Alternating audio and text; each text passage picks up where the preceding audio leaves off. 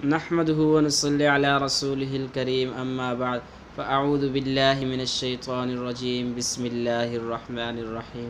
پیارے ناظرین، امید کرتا ہوں آپ تمام دیکھنے والے خیر و عافیت سے ہوں گے۔ اللہ تعالیٰ آپ تمام ناظرین کو دونوں جہاں کی خوشیاں نصیب فرمائے، آمین۔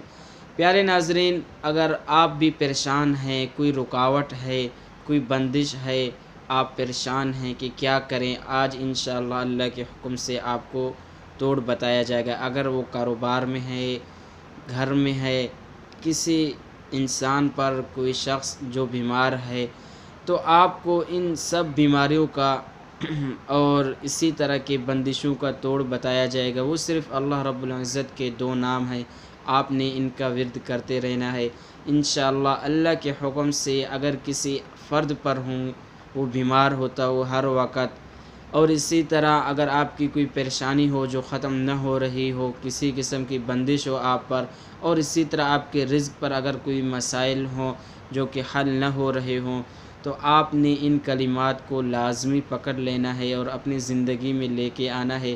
انشاءاللہ اللہ کے حکم سے ہر قسم کی بندشوں سے خاتمہ بالخیر ہو جائے گا انشاءاللہ۔ پیارے ناظرین، یہ عمل کرنے کے ساتھ ساتھ آپ نے نماز کی بھی پابندی کرنی ہے اور تلاوت قرآن پاک کا بھی اہتمام کرنا ہے، جزاک اللہ۔ پیارے ناظرین، عمل ہے، آپ نے اس عمل کے لیے اجازت لینے کے لیے، اجازت تو عام ہے، اگر خاص آپ اجازت لینا چاہتے ہوں تو اپنا نام کمنٹ باکس میں سینڈ کر دینا، تاکہ آپ حضرات کو خصوصاً اجازت بھی دی جائے اور آپ حضرات کے لیے دعا بھی کی جائے۔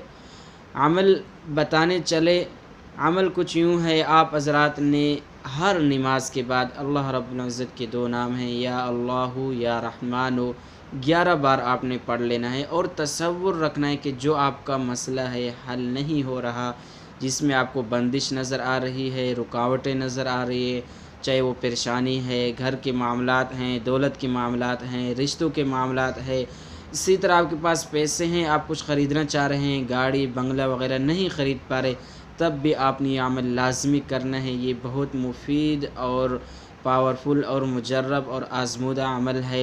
انشاءاللہ اللہ کے حکم سے آپ یہ عمل کریں گے، چند ہی دنوں میں آپ کو فائدے ہی فائدے، روشنیاں ہی روشنیاں نظر آئیں گی۔ تو یہ عمل آپ نے ہر نماز کے بعد کرتے رہنا ہے، یا اللہ یا رحمان 11 بار، کم سے کم اس عمل کی مدت 41 دن تک ہے۔ آپ نے 41 دن تک اس عمل کو جاری رکھنا ہے، انشاءاللہ آپ کا جو بھی مسئلہ ہوگا وہ حل ہو جائے گا۔